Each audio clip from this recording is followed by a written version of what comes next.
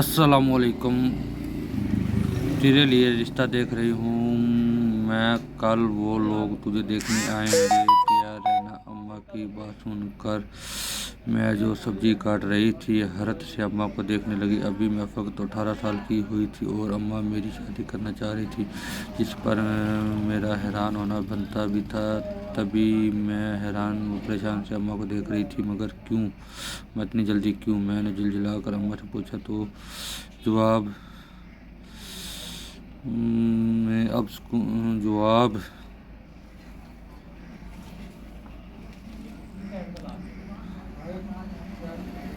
जवाब सुकून से मेरे सर पर बम फूट कर अपने काम लग गई थी। क्योंकि तेरी शादी की उम्र हो गई है और अब मैं जल्दी ही तेरी शादी करके तेरे फर्ज से टच हो जाऊंगी और सुकून का सांस ले सकूंगी। अम्मा की बात सुनकर मैंने बुरा सामना मुंह बनाकर अम्मा को देखा, जिनके चेहरे पर साफ लिखा हुआ था वो मेरी कोई भी बात नहीं सुनना चाहती।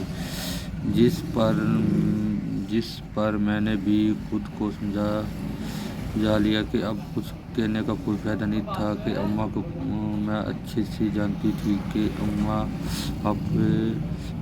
अब अम्मा ने अगर फैसला कर लिया तो वो अपनी बात मनवा कर ही रहेगी। अगले दिन मैंने पूरे घर की अच्छी सफाई कर दी कि मेहमान आने वाले थे। अब्बा सवेरे ही काम के लिए निकल गया था और अब घर पर सिर्फ मैं और अम्मा ही थी। अम्मा तो आने वाले मेहमानों के खाने का सामान लेने गई थी, जबकि मैं पूरे घर को चमकाने में मसरूफ थी।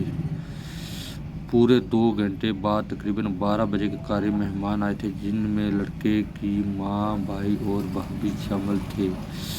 चाय वगैरह तैयार थी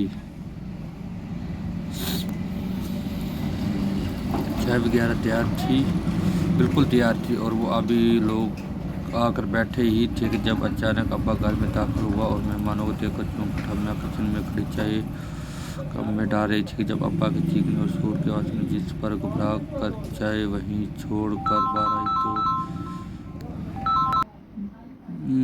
अचानक अब्बा घर में दाखिल हुआ और मेहमानों को देखकर चौंक उठा। किचन में खड़ी चाय कप में डाल रही थी कि जब अब्बे की चीख और शोर की आवाज़ सुनी, जिस पर घबराहट छोड़कर बाहर आई तो देखकर अपनी बेटी की शादी करनी ही नहीं है। अब्बा की सेहत के साथ बच्चे साफ तौर पर लग रहा था कि अब्बा को कुछ भी मालूम नहीं था।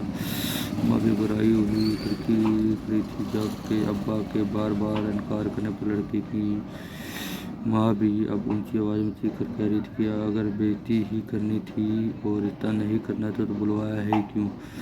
अब्बा और इसकी औरत के चीखने पर अजीब सा शोर मच गया। अब्बा ने रिश्ते आने पर बुलबुला ही मचा दी, जो मेरी ही नहीं अम्मा की समझ से भी बाहर था। वो मेहमान अब पकते जलकते हमारे घर से चले गए तो अब्बा का रुख हमारी तरफ हुआ, जिस पर मैं घबरा कर एक तरफ झुका कर खड़ी हो गई, क्योंकि मुझे अब्बा से बेहद डर लगता था।